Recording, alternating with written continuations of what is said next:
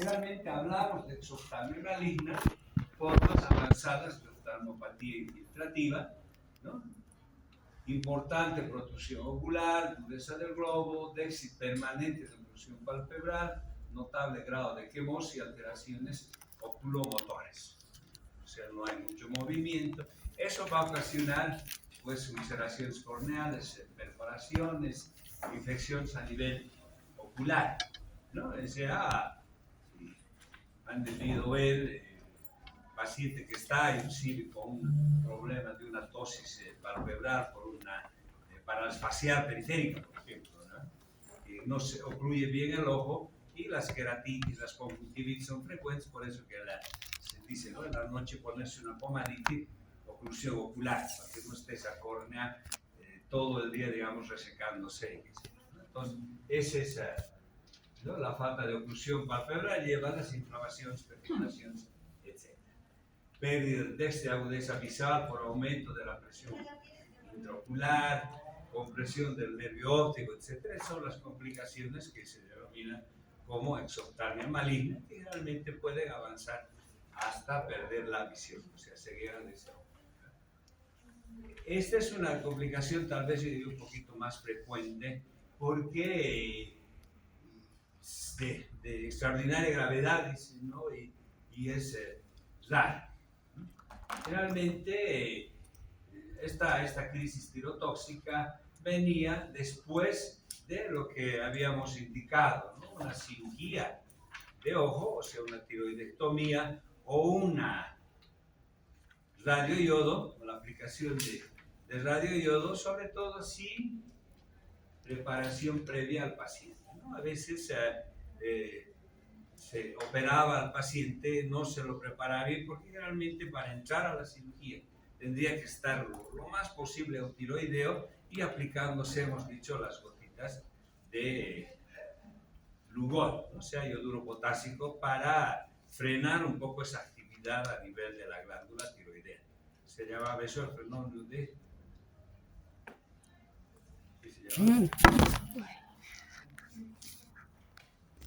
Que se da yodo a grandes dosis, frena la glándula.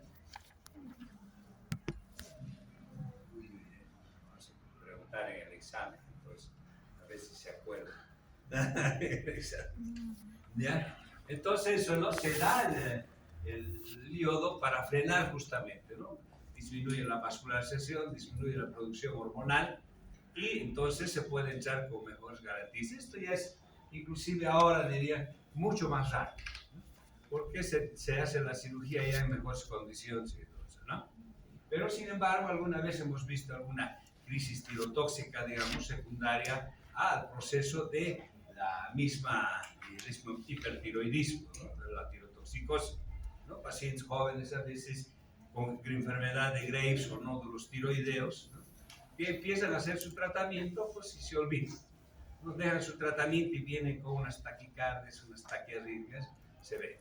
Pero antes era más frecuente después de la cirugía y ahora inclusive mucho menos frecuente todavía porque la cirugía se le realiza ya con todas las medidas necesarias, ¿no? Generalmente el inicio de la crisis aguda, fiebre alta, gran sudación, taquicardia, fibrilación axilar extrema, temblor, agitación, diarrea, deshidratación, delirio, coma y muerte. O sea, son agravaciones del cuadro de una tirotoxicosis, pero en forma más severa. Todo lo que hemos encontrado, pero en forma más severa. Ahora, para el diagnóstico de la enfermedad, realmente vemos que el cuadro ya instaurado de un hipertiroidismo, o sea, una enfermedad de Graves fase 2, pues es bastante claro. Hemos visto una diapositiva, ¿no? de una dama, pues sí, vamos a ver una dama entra a nuestro consultorio con los ojos saltones, vemos que tiene bocio, muy tensa, nerviosa, taquicardia, etcétera, más delgadita. Entonces ya el diagnóstico, pues ya tenemos el diagnóstico clínico presuntivo y nos iríamos a lo que significa los laboratorios. Entonces en los laboratorios pedimos los análisis, pedimos una ecografía, una ecodoppler a nivel tiroides, etcétera, todos los estudios que habíamos indicado, ¿no? Generalmente, pruebas funcionales solo aportan datos de relativo interés que sirven solo para confirmar, ¿no? O sea, el diagnóstico entonces clínico, laboratorial, ecográfico y pues, rara vez, sobre todo en niños, más se utiliza la gammagrafía, ¿no? Y sobre todo si es un nódulo tóxico, un adenoma tóxico, ¿no? Que ahí sí sería tal vez necesario hacer, porque para una cirugía, decimos, es necesario a veces tener una gammagrafía, sobre todo aquellos nódulos, ¿no? Y en otras formas que habíamos hablado de la forma apática, la forma con síntomas cardiovasculares, cardiocirculatorios, etcétera, que a veces confunden, ¿no? Pues decimos un paciente joven o un poquito mayor. En los ancianos el hipertiroidismo se diagnostica a veces más por el problema, por los trastornos cardiovasculares. Entonces ahí nos puede plantear un poquito de duda diagnóstica, ¿no? Pedimos el laboratorio y ¿qué vamos a encontrar? Sobre todo niveles de T4 libre y de TSH, ¿no? Que vamos a decir T4 libre elevada y TSH baja o casi imperceptible. Vamos a ver aumento moderado de la velocidad de sedimentación globular, puede haber algo de leucopenia, puede haber anemia, puede haber algo de hipercalcemia, hiperfosforemia, etc., pero que no son para el diagnóstico, ¿no? de rigor para el diagnóstico. Sí, el T4 libre y la TSH, ¿no? Que es lo que habíamos indicado, ¿eh? Anticuerpos antitiroideos no tiene mucha relevancia, digamos, acá porque vamos a ver que es positivo, ¿no? Si es una enfermedad de Graves clínica laboratorial y anticuerpos, pues no vale mucho la pena pedir, porque nos va a salir positivo. A algunos casos especiales pedimos para ver si diagnóstico diferencial de hipertiroidismo, ¿no? Morfología escaso nulo, excepto situaciones especiales, como la gammagrafía, por ejemplo, ¿no? Pedir gammagrafía en una enfermedad de Graves base 2 no correspondería. Pero, sin embargo, algunos piden, son exámenes que no se realizan así en cualquier laboratorio, tiene que ser un laboratorio nuclear, ¿no? Teníamos acá nuestro laboratorio en el Viena, pero creo que anda a media fuerza, porque no hacen iodoterapia, no sé si estarán haciendo el escáner tiroideo, no estaban haciendo. Y el diagnóstico diferencial, ¿no? Que sobre todo con problemas cardiocirculatorios, si una persona mayor, una persona mayor o es hipertenso, o tiene taquiarritmia, o tiene una miocardiopatía, etc. Entonces, sobre todo en las formas incompletas o las formas atípicas que decimos, va a ser sobre todo en la parte de los nódulos tiroideos, hipertiroideos, el adenoma tóxico, etc. Porque la de Graves hemos dicho que es casi no requiere ya mucho estudio diferencial, ¿no? Como les digo, ver un exoptanos, ver un Boschi, ver una paciente así todo intranquila, todo, entonces ya directamente podemos decir hipertiroidismo, ¿no? Trastornos del ritmo, insuficiencia cardíaca, la oftalmopatía, que tal vez a veces un poquito problema, hemos dicho, ¿no? Que la oftalmopatía de Graves a veces en la enfermedad de Graves se presenta inicialmente como una oftalmopatía sin hipertiroidismo y después recién viene el hipertiroidismo. Entonces diferenciar hay, si solilateral sobre todo le está creciendo, digamos, uno de los ojitos, entonces ver si no es un problema oftalmológico, ¿no? Una tomografía, una tomografía ocular, un examen oftalmológico, etcétera, para ver si no se trata de algún problema de un tumor retroocular, etcétera, ¿no? Tumoración orbitaria, bueno, eso sí que no hay que. Entonces, de acuerdo a eso, ¿no? Tenemos una clínica, sospecha o a veces confirmatoria. Vamos a ver a la parte bioquímica, ¿no? Y esto sí que nos va a confirmar la TSH, T4 libre, la T3 libre. Si quieren pueden ampliar un poquito a la parte de tiroglobulina, etc. ¿no?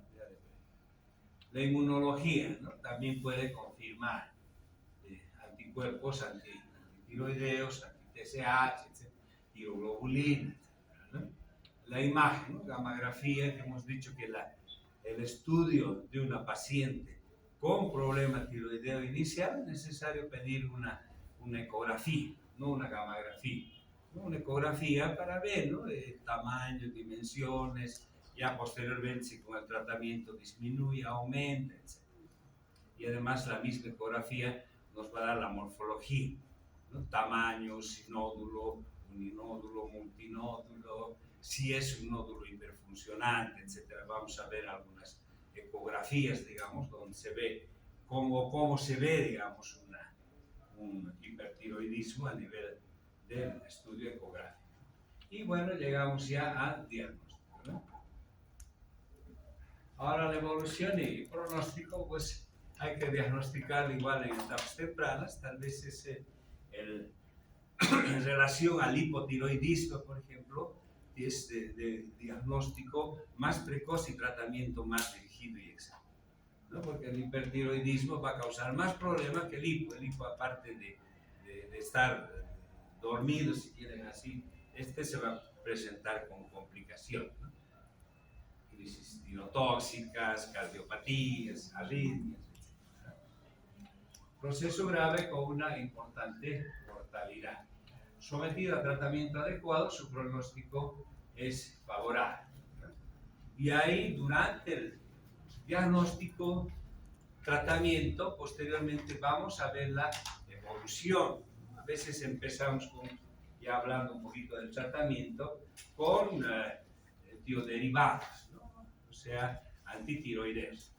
Y después vamos a ir viendo qué opciones de tratamiento tiene. Generalmente la enfermedad de Graves y el adenoma serían los dos. El tratamiento casi radical, digamos, es el quirúrgico, el de elección. Uno de los principales problemas radica que a pesar de realizar un tratamiento con tiroderivados en tiempo suficiente y con dosis correctas, hay un elevado porcentaje de pacientes en proceso recidivo. Realmente, entonces, tratamientos radicales con cirugía o el uso de radioiodo. La oftalmopatía también hay que ver, ¿no? De tratar. Generalmente, ya una vez que se trata, digamos, el hipertiroidismo, se controla el hipertiroidismo, ya sea quirúrgico, ya sea con tratamiento médico, posteriormente a veces persiste la exoftalmia, persiste el problema ocular, ¿no? La motilidad ocular, entonces también va a requerir cirugía a nivel ocular. Trumel, su científico, ha demostrado que a mayor disfunción tiroidea, mayor gravedad de la oftalmopatía, y sugiere un minucioso control de la función tiroidea si aparece exoftalmo, ¿no? O sea, el exoftalmo sería ya, digamos, como un índice de gravedad del pronóstico de la enfermedad, ¿no? Y el tratamiento es en base a, hablamos del tratamiento farmacológico o médico, hablamos del quirúrgico y hablamos del radioiodo. Vamos a ver en qué momento se pueden utilizar. El tratamiento médico, a veces empezamos con esto, ¿no? Tratamos con antes el tiuracilo, o sea, decíamos el propiltiuracilo, PTU, propiltiuracilo. Ahora en la actualidad propiltiuracilo ya no se encuentra, ya no es un tratamiento adecuado, sino estamos utilizando el carbimazol, ¿eh? En dosis adecuadas, ¿eh? Y bloquear la síntesis de las hormonas tiroideas a través de una inhibición del proceso de organificación de la iodinación de las tirosinas para formar la monoyodo-diodo y el acoplamiento, ¿no? Se va a actuar a ese nivel los tiroderivados. Aquí habla del propanolol, aquí habla del carbimazol, 30-60 miligramos día, aparte de utilizar la medicación, utilizamos algunas otras drogas como ser los ansiolíticos, por ejemplo, está muy tenso, por lo menos tranquilizar una etapa. Si hay problemas, hemos dicho taquicardias, etc., el indicado aquí es el beta-adrenérgico, el propanolol, ¿no? 40 a 120 miligramos cada 6-8 horas, dependiendo de la taquicardia, etc. Y en caso de crisis tirotóxica, pues el fármaco fundamental, ¿no? El propanolol. Antes era un poquito problema conseguir el propanolol, venía con nombre de Inderal.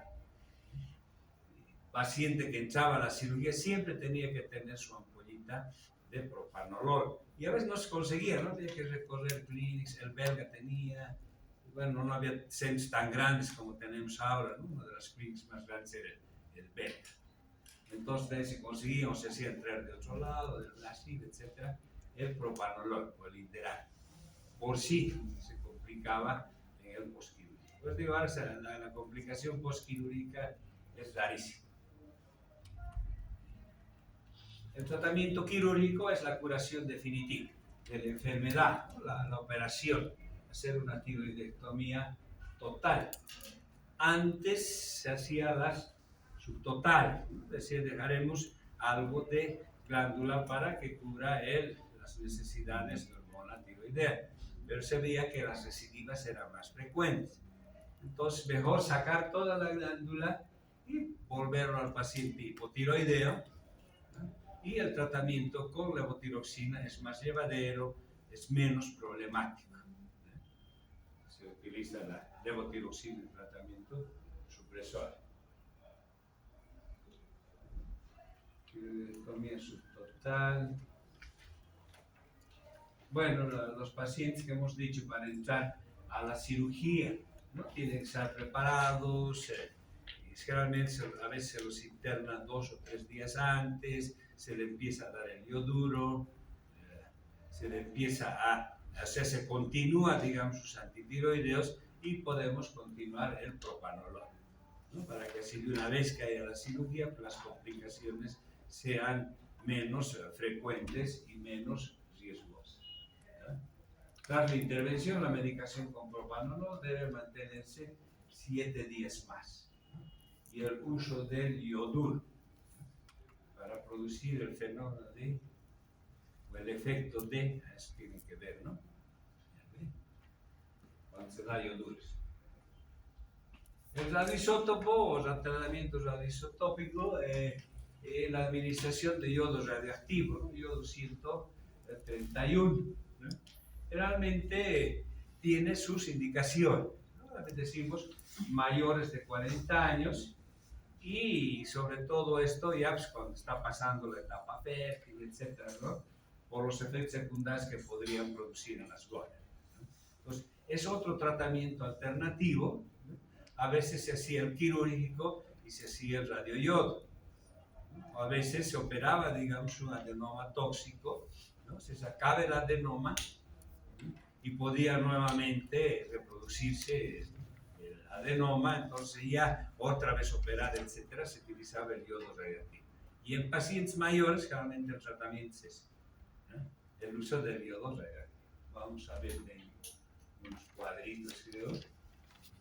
Criterios de elección del tipo de tratamiento de la enfermedad de Graves, ¿no? Entonces, el tratamiento médico, inicio reciente de la enfermedad. O sea, está empezando la enfermedad, empezaremos a utilizar los antitiroideos, bocio ausente de pequeño tamaño, ¿no? Y buenas posibilidades de control. Normalmente la parte quirúrgica siempre de principio, ¿no? Se va a operar usted mañana. Listo, ¿cómo? ¿Por qué? Y qué sé yo, no quiere. Tenemos pacientes con bocio grandes, hipertiroideos que muchas dejan pasar hasta que al final ya no hay tiempo para operarlas y se les hace el radioiodo. Entonces el tratamiento médico inicio reciente de la enfermedad, no se ausente pequeño y buenas posibilidades de control, ¿no? O sea, decir, este paciente tiene su seguro, lo voy a ver cada mes, le voy a dar sus medicamentos cada vez, le voy a controlar con laboratorios, etc. Ahí pues el paciente va a estar controlado. El quirúrgico, ya bocios más grandes, ¿no? Fracaso del tratamiento médico a largo plazo. A veces están 5 o 6 años tomando medicación, suspenden, vuelven otra vez nuevamente, etc. Indicación social de tratamiento definitivo. A veces vive, qué sé yo, en la provincia, en un lugar alejado, etc. Entonces, donde va a ser difícil, digamos, comprar la medicación, se puede complicar, es riesgo, etc. Y edad inferior a 40 años. El tratamiento químico. Entonces, esta medicación que vamos a dar, ¿no? Hemos hablado del tratamiento médico, hemos hablado del tratamiento quirúrgico, el tratamiento radioisótopo, igual, ¿no? Fracaso del tratamiento médico, indicación social definitiva, óseo ausente de pequeño tamaño y edad superior a 40 años. Se está usando inclusive un poquito en edades a veces un poquito inferiores, 35 años para arriba, etc. ¿No? Pacientes que no tienen ese bocio grande, entrar a operar pues, esos bocios pequeñitos o esos nódulos, digamos, pues es más trauma que beneficio. Si tiene 40 años, entonces mejor hacerlo hacia yo. Tenía una paciente que, pues digo, la parte quirúrgica les rechazan, el tratamiento médico también rechazan, ¿no? Tenía una paciente, debe tener ya para sus 60 años por ahí, ¿no? Casi desde los 40 años estaba así, tratamiento médico, suspendía, volvía otra vez a utilizar, a veces se compensaba, si quieren podríamos llamar así, y después de 6 meses, un año, otra vez presentaba. Eran bocios o nódulos pequeños, ¿no? Para quirúrgico no daba mucho. Entonces el hecho radioiodo, pues ideal. Ahora está la paciente con tratamiento con levo y feliz tranquila. Entonces eso hay que ver, ¿no? Tratamiento, fracaso de tratamiento médico, igual aquí, ¿no? Indicación social, el bocio y la edad superior a 40 años. ¿No? Y tenemos un algoritmo, ¿no? Graves base 2, adenoma tóxico o enfermedad de Plum. Tratamiento antitiroideo, solo como prescripción, igual. Generalmente en el adenoma tóxico lo ideal era hacer la nodulectomía o la tiroidectomía, etc. ¿No? Hemos visto la imagen del nódulo tiroideo, ¿no? Donde está el nódulo y el resto de la glándula no funciona. Es la característica en la gamografía. Entonces, una curación recidiva, tiroidectomía total, se va a ir avanzando hasta que casi todo llega a la cirugía, ¿eh? Yodo radioactivo, etc. Son algoritmos para tener en cuenta, para ver, ¿no? Podemos empezar por tratamiento médico y terminar en quirúrgico o hacer tratamientos radioisótopos. El tratamiento del hipertiroidismo depende de la gravedad de la afección y de otros factores, edad, etc. Fármacos antitiroideos, extirpación del tiroides con yodo 131 y tiroidectomía quirúrgica. Entonces, esas 3 opciones. ¿No? Por eso decimos acá gravedad de la afección y otros factores, llámese edad, llámese lugar, llámese cultura, llámese todo.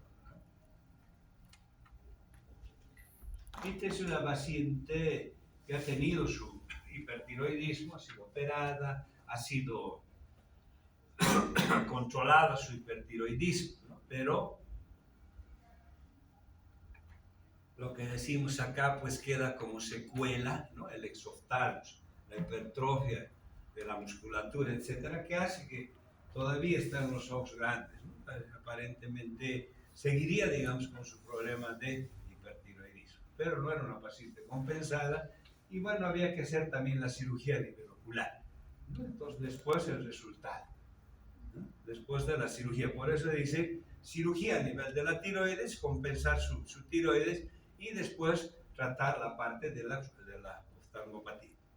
En este caso ha quedado bien, ¿no? La cirugía a nivel de los músculos extraoculares, que se yo, cortan, todas.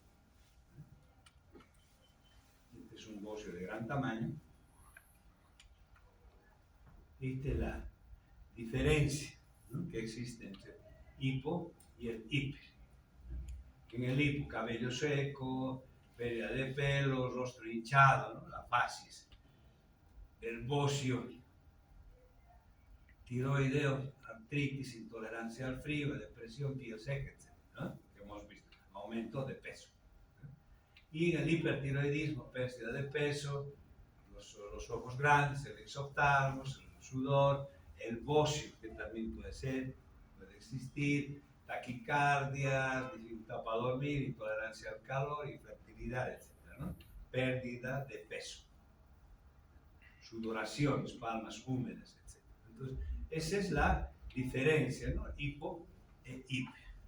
Igual si vemos ya en físico, ¿no?, vamos a ver las características, ¿no? Gordito, flaquito, ¿no?, hinchazón facial alrededor de los ojos, protrusión ocular, exoftalmos, ¿no?, cansancio, letargia, bradicardia, sensación de frío, uñas quebradizas, nerviosismo, taquicardia, calor, sudoración, temblor de manos.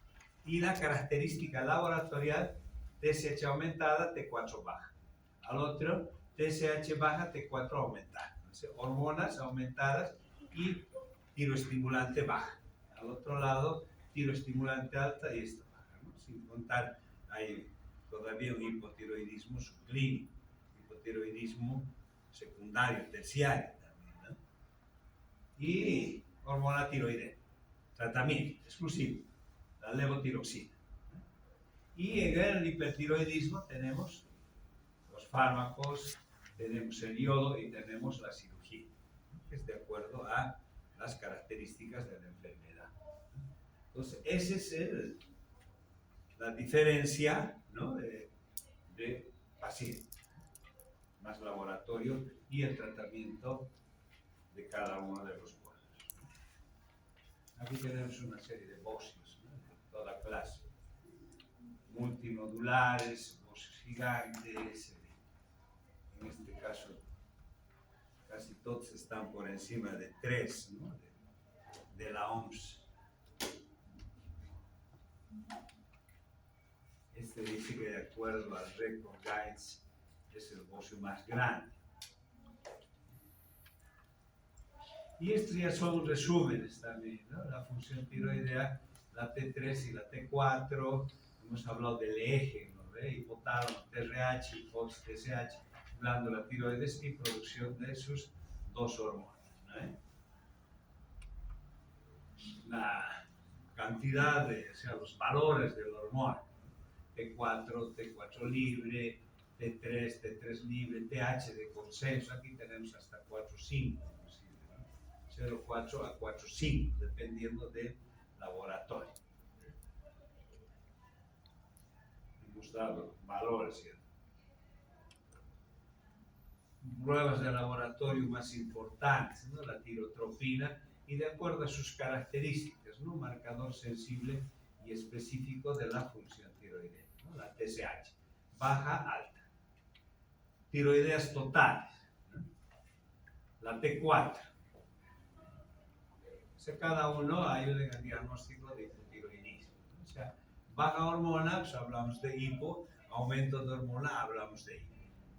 T4 libre se correlaciona mejor a la función tiroidea, útil para confirmar la disfunción tiroidea. La T3 más en el diagnóstico de hipertiroidismo. En algunos casos de hipertiroidismo pedimos la T3.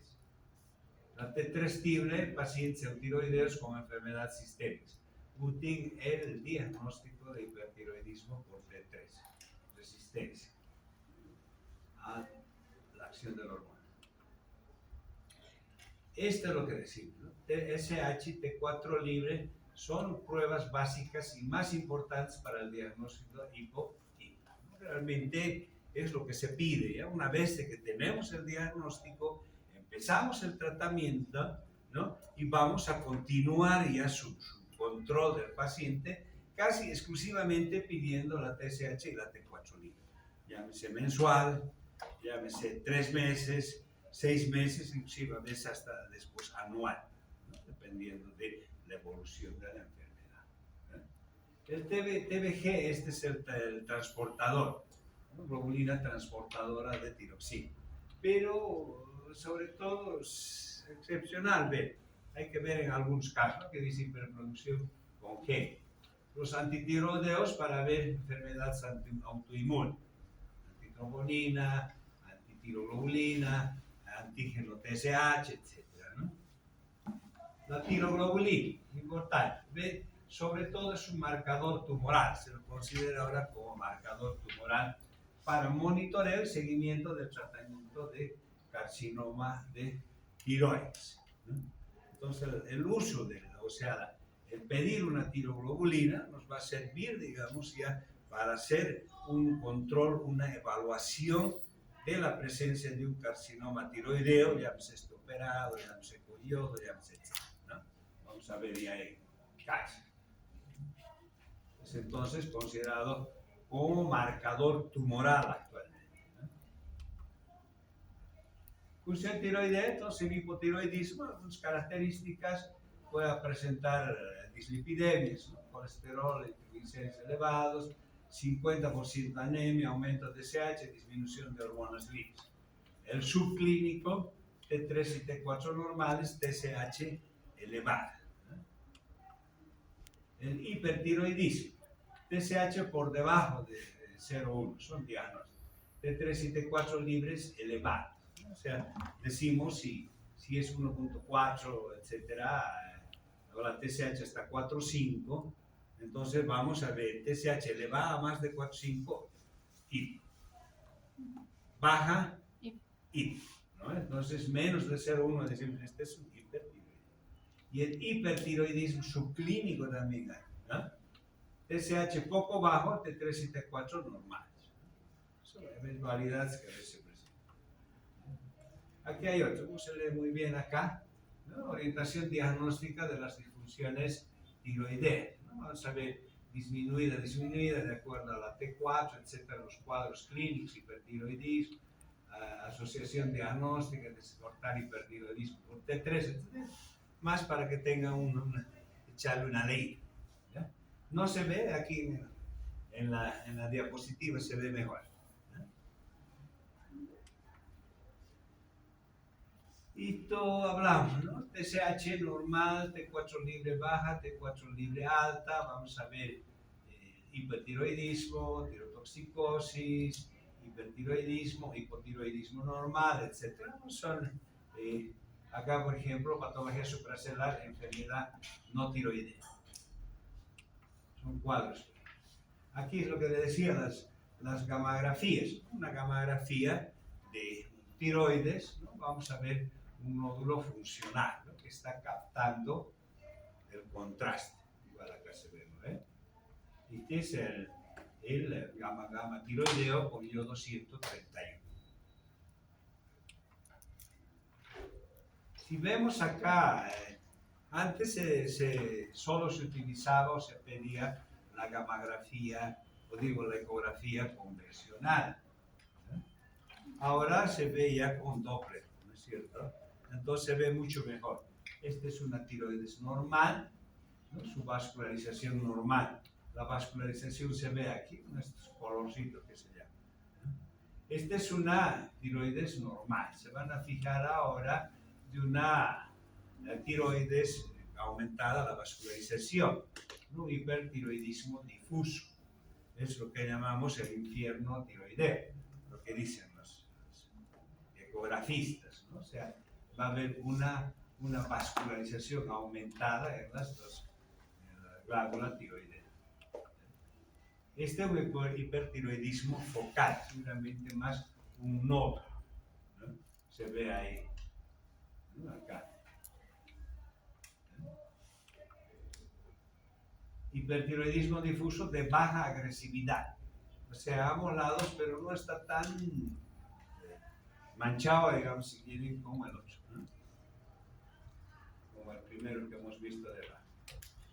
Esto, por ejemplo, es una evolución de la vascularización a lo largo del tratamiento. Aquí son diferentes pacientes, pero más o menos esa es la evolución que sigue, ¿no?, pacientes inicialmente hablamos sin tratamiento, pues vamos, ¿no?, del infierno tiroideo, de una hipervascularización difusa. ¿Ya? Al segundo mes ya el tratamiento con metimazol, o sea, un antitiroideo, ya vamos a ver que está disminuyendo esta cantidad de vascularización. La fase intermedia a los 9 meses, ya menos, y la fase final a los 18 meses, estamos hablando de 1 año y medio casi, ¿no? Ya se ve, en este caso ya inclusive se da algo de levotiroxina. Entonces, esa es la evolución de un paciente. Si vamos a ver, casi a los 18 meses ya lo tendríamos a un paciente, digamos, eutiroideo.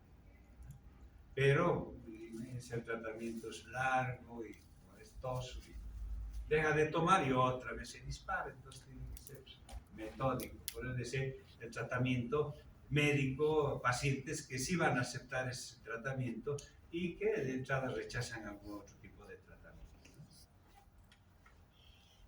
Estas son otras imágenes que os he puesto acá. Hay un adenoma folicular, por ejemplo. Igual. Aquí un nódulo hipoecogénito que en gammagrafía aparece como funcionante y parcialmente inhibidor, ¿no? El adenoma folicular se presenta así, o el adenoma tóxico también, ¿no? Se presenta como un nódulo y el resto de la glándula ya no hay trazador, ya no hay marcador. Entonces, en la gammagrafía. Hemorragia en el quiste, ¿no? A veces lo que es, hemos indicado, ¿no?, un adenoma intranodular con hemorragia. Hemos indicado alguna vez paciente, dice, no, yo tenía mi nódulo, tenía quistes en mi tiroides, pues, hace 10, 20 años, y ahora empezaba a crecer, me empezaba a doler. Piensan en cáncer, por ejemplo, ¿no? Lo primero que uno piensa en cáncer. Pues, sin embargo, al contrario, ¿no? Son hemorragias intranodulares, a veces por trauma o a veces espontáneo. Vamos a ver. Los ecografistas o imagenólogos, ¿no?, indican un nódulo sólido con halo periférico. Entonces aquí hay sospecha, digamos, de un cáncer. Nos dirán un TIRADS 3, por ejemplo, ¿no? Entonces, probablemente un cáncer, ¿no? En sus diapositivas van a ver, se ve bonito. Aquí no se ve muy bien, pero sin embargo, pues sí. Acá, por ejemplo, un nódulo mal delimitado, ¿no? O sea, una inflamación, una tiroiditis focal, se va a ver así. Aquí, nódulo mal delimitado. Si ustedes van a ver, aquí está nomás delimitado, aquí ya no, ¿no? O sea, hay imágenes quísticas, no sé qué hay. Esto ya, aspecto agresivo, muy vascularizado, es un carcinoma de tipo papilar. Ahí ya sería un TIRADS 4, TIRADS 5. Igual acá, ¿no?, un nódulo sólido, degeneración interna y su contenido líquido quístico. Ecografías. Igual acá otra hemorragia intratiroidea. La hemorragia realmente es líquido, se va a ver este aspecto, ¿no?, en la ecografía, en la parte baja. ¿Esto qué será? Un hipertiroidismo o una anorexia nerviosa. Parece más anorexia nerviosa, está simpática la chica y todo, ¿no? Solo flaquita. ¿Y esto qué será? ¿Quién es ese? Es la venezolana, ¿no ve? La artista venezolana. ¿Qué se llama? Esta me olvidó.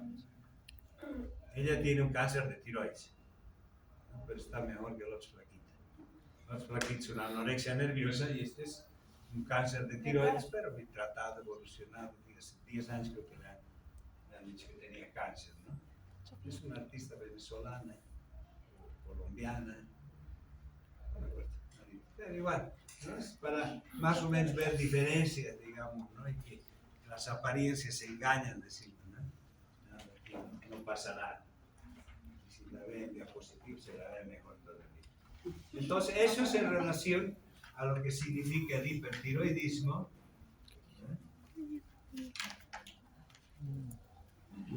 Hasta aquí va a ser el examen. ¿Ah? Seguiremos, terminaremos estas de tiroides nomás, ¿ya? Por lo menos hiper, y así nos quedamos con tiroiditis. Si temprano. Muy temprano se va de mi casa, creo que voy a llegar a las 9, no sé,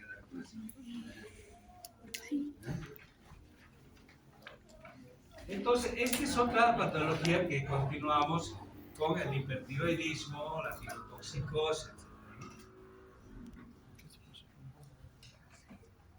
Habíamos hablado de que en las patologías hipertiroideas, tirotoxicosis, 4 cuadros habíamos dicho, ¿no? La enfermedad de Graves-Barsedo con sus características, ¿no? Que comandaba el hipertiroidismo, más bocio, más exoftalmo y a veces mixedema pretibial. Hemos dicho los nódulos tóxicos, el adenoma tóxico y los bocios nodulares tóxicos y bocios multinodulares tóxicos. Vamos a llevar un poco de los bocios nodulares tóxicos, en su caso sobre todo la característica del adenoma tóxico o de la clásica enfermedad de Plummer. Vamos a ver que la diferencia, ¿no?, con el Graves-Basedow, ¿no?, el hipertiroidismo de los bocios nodulares tóxicos se produce en una glándula no agrandada difusamente, sino con uno o varios nódulos de notable tamaño. Pueden ser pequeños, pueden ser medianos, pueden ser grandes, puede ser uninódulo, puede ser multinódulo, etc. La característica, no hay manifestaciones oculares de la enfermedad que caracterice a la tríada, ¿no? Y el bocio, o sea, la diferencia sería en relación al bocio, no es un bocio difuso grande o mediano, sino es un bocio nodular, uni o multinodular. Y ausencia del exoftalmo. Aquí tenemos entonces una imagen, ¿no?, donde vemos un nodulito de una tiroides. Aquí más o menos se ve un poquito. Esto ya el 1912 Plummer, ¿no?, describe, ¿no?, y diferencia, ¿no?, lo que se llama un bocio adenomatoso tóxico con ausencia de exoftalmo. Ya define, digamos, esta enfermedad de Plummer, denominándola, pues, ya como un hipertiroidismo sin exoftalmos, que era la de la clásica enfermedad de Graves. O sea, para diferenciar, ¿no?, un bocio tóxico o tirotóxico sin exoftalmos. Ahí vamos a ver dos tipos, un adenoma tóxico o bocio mininodular tóxico, uninodular, perdón, y el bocio multinodular o multiheteronodular tóxico.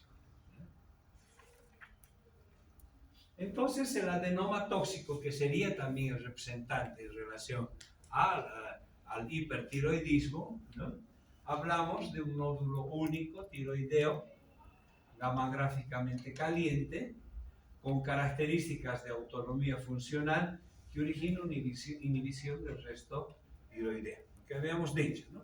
Hipertiroidismo, no hay un bocio en sí sino grande, sino un bocio uninodular, y el resto de la glándula no funciona, que es lo que hemos visto en la gamografía.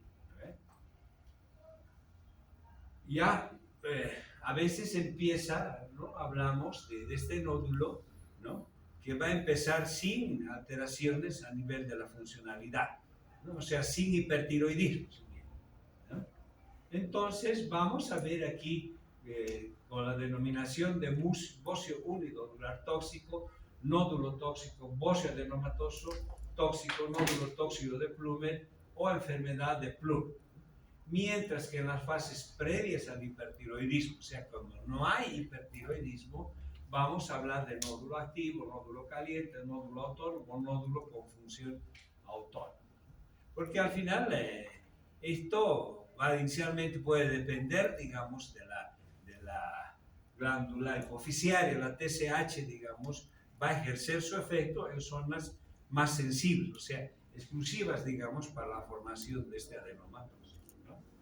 El nódulo autónomo puede producir una secreción excesiva de hormona tiroidea y originar hipertiroidismo. sea, inicialmente, como eso decimos, puede presentarse inicialmente sin hipertiroidismo o tirotoxinas. Características frecuentes en áreas donde se va a observar el bocio simple, ¿no?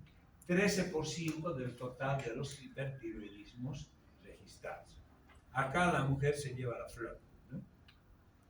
93% de los casos de enfermedad de Plummer es en mujeres. Edad entre los 30 y 40 años, es más o menos. Entonces, mujer, edad 30 a 40 años, 93% de la afección hipertiroidea. Lo que decimos, ¿no ve? O sea, la TSH, en este caso, la acción estimulante de la TSH sobre una parte del tiroides especialmente sensible al efecto de la hormona tirotónica.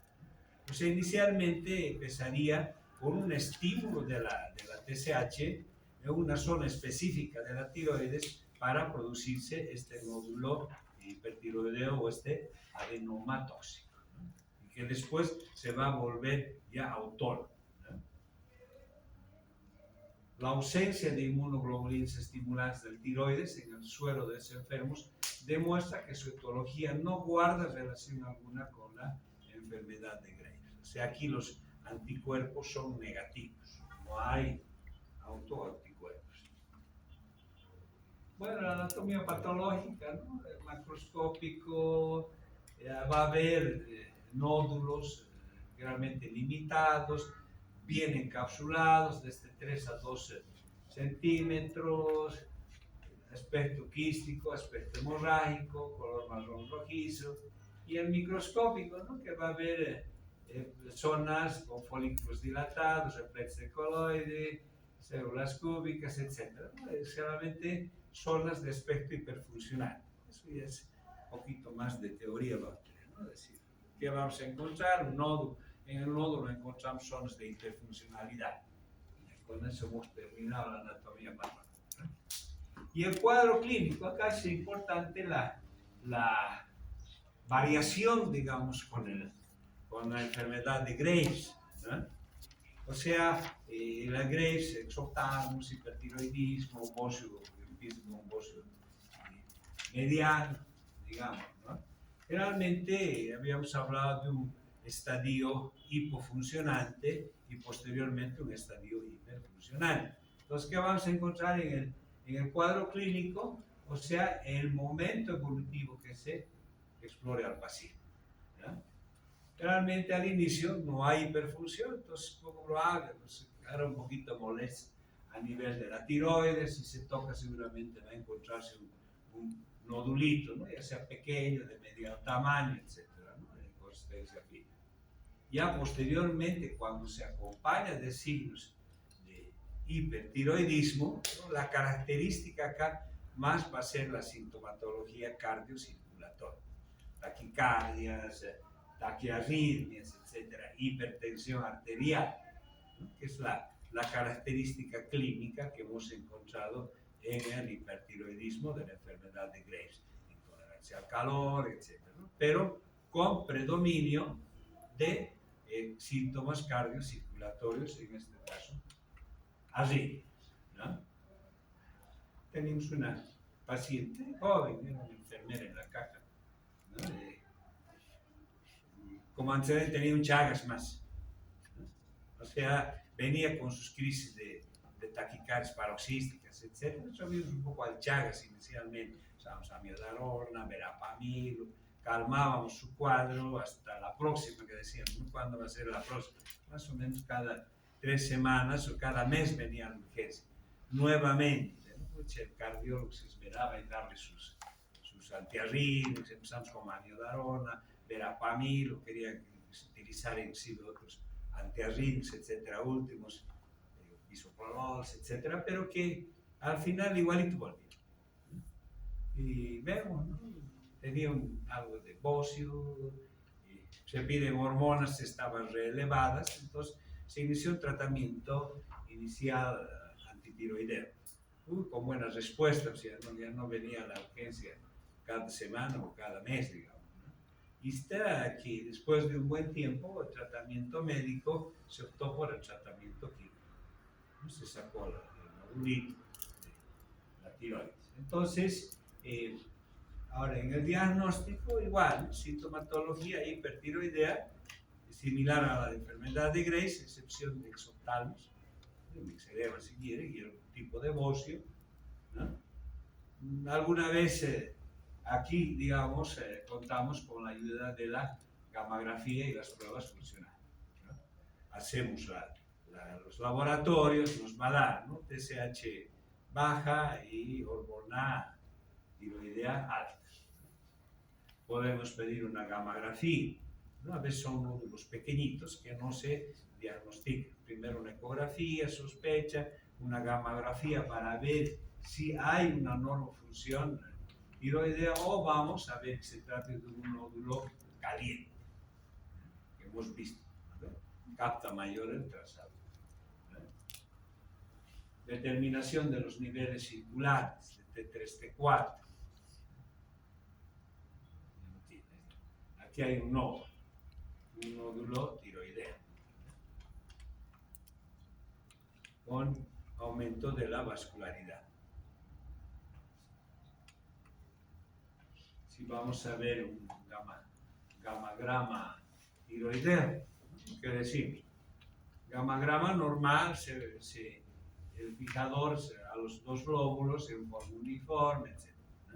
Y el nódulo caliente, ¿no? Solamente el nodulito, el resto de la glándula no fijador, no capta el fijador.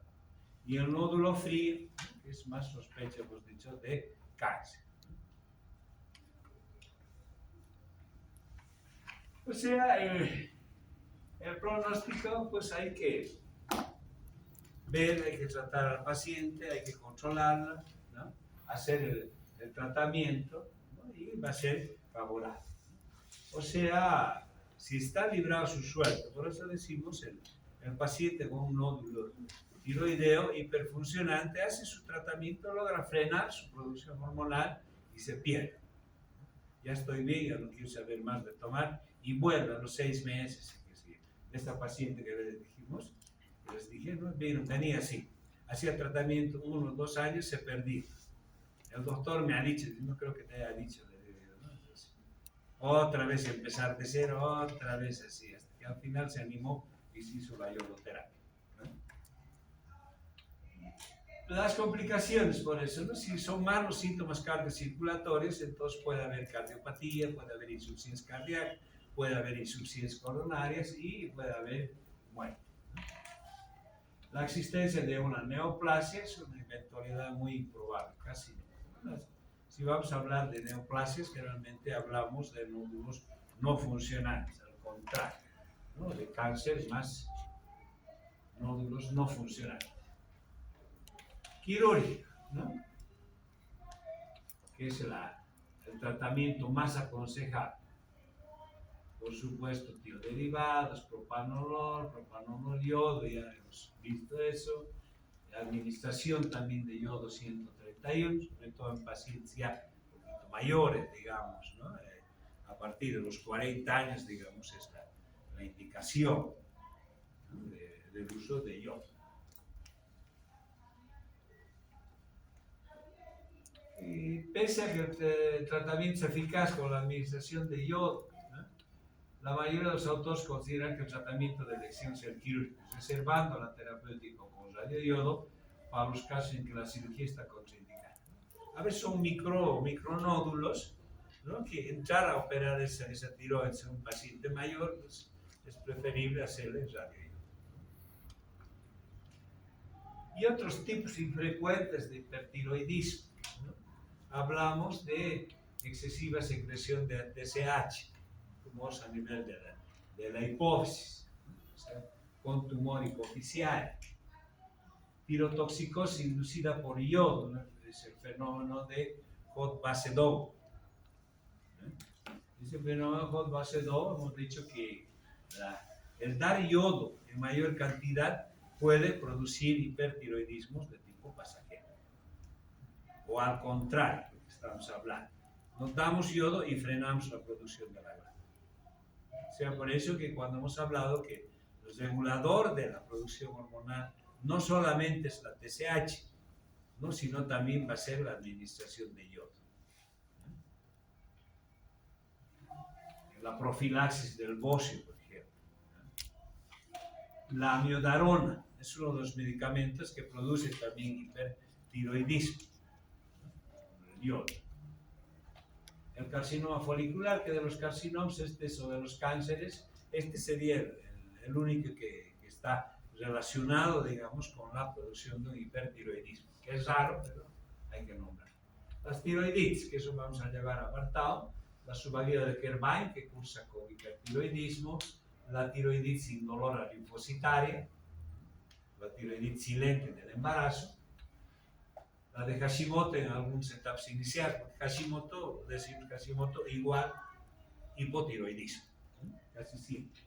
Bueno, estos ya son más raros, la molidatiforme, el corecarcinoma, el estrumo ovárico, el síndrome McCune-Aldrich, la tirotoxicosis facticia.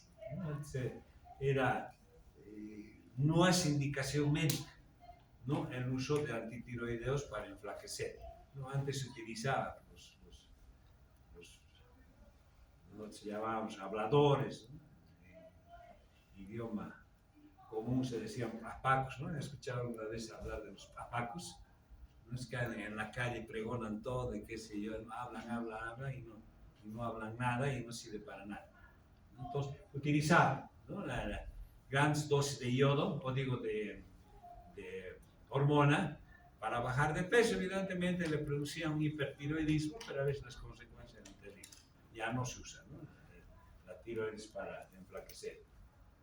Y la tirotoxicosis por hamburguesa, que en Estados Unidos se encontraron, ¿no? Que no sé qué conservante utilizaban para una hamburguesa producía hipertiroidismo, sacado de mercados.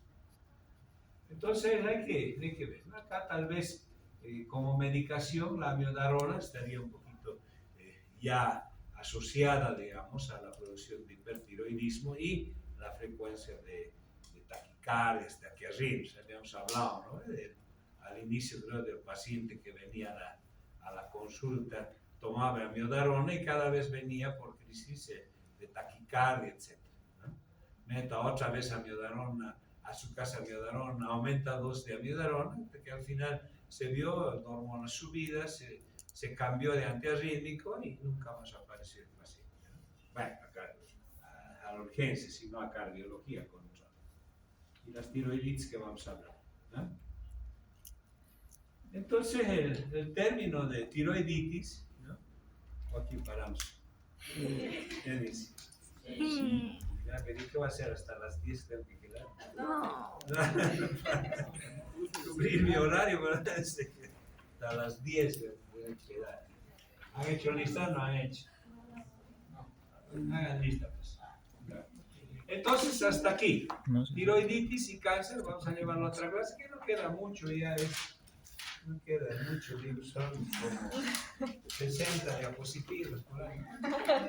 Nada más. Eso va a ser aquel que está pesado. No. Como en el otro grupo hemos quedado menos esto de nódulos, no echar, pero hipertiroidismo casi es igual.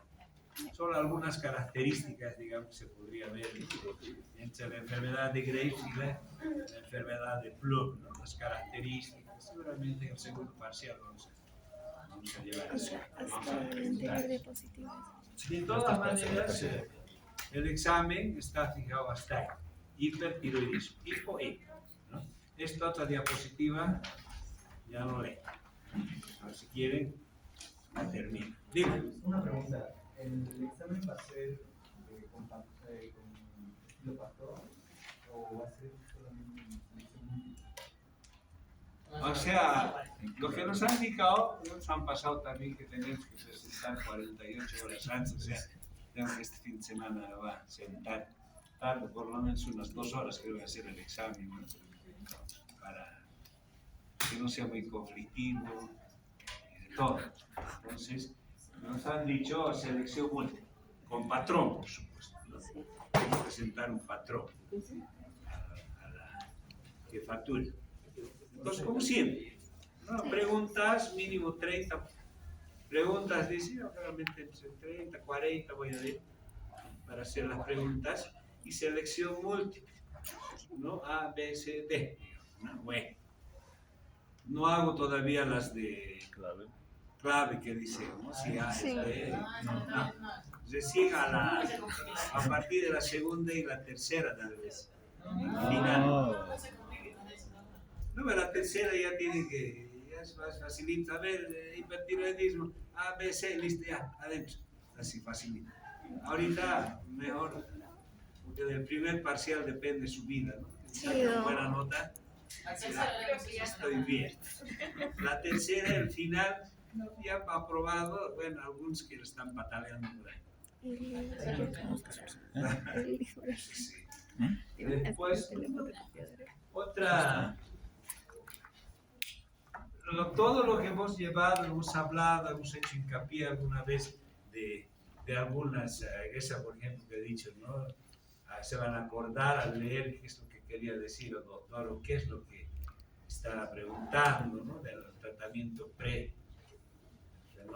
Bueno, Hot-base-2 ya hemos visto, es una tirotoxicosis inducida por la administración de yodo.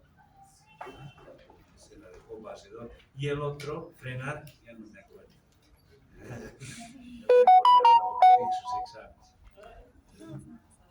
Entonces, más. Nada más.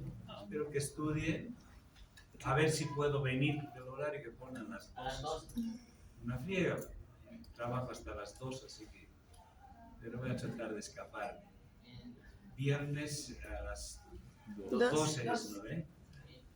A ver si puedo escapar en Las Vegas. Yo estoy aquí cerquita del país, una carrerita. Pero van a tener almuerzo, si es así, vengo, si no.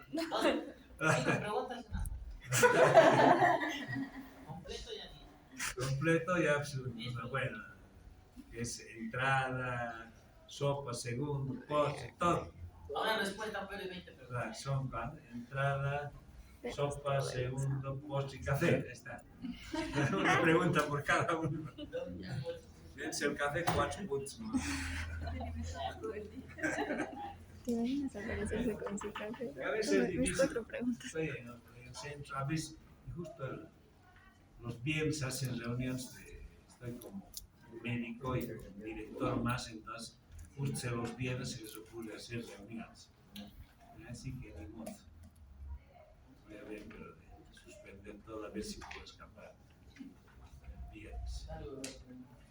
Lo que pasa es que llego y me dice, este grupo, este grupo. Llegaron nomás para jugar grupos. Para calificar ese ritmo. He visto las listas que ya han salido en Teams. Son como 44, creo, estudiantes. Sí. Pero ustedes ya no tienen ingreso a Teams, ¿no? Ya no. Solo a carpeta, ¿no? Carpeta tendrían, no, más bien, ¿no? Solamente Solo los archivos, nomás para ver. Todo esto ya está en el Teams, entonces ya copiados por no sé dónde circulan, no sé. Eso es lo que hay que ver. Quieren el libro grande, eso depende de ustedes. Si uno dice que lee el libro grande es mejor.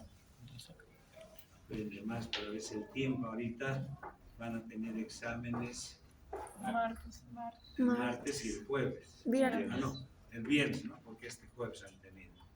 Martes y viernes. El tiempo, entonces, de martes y viernes.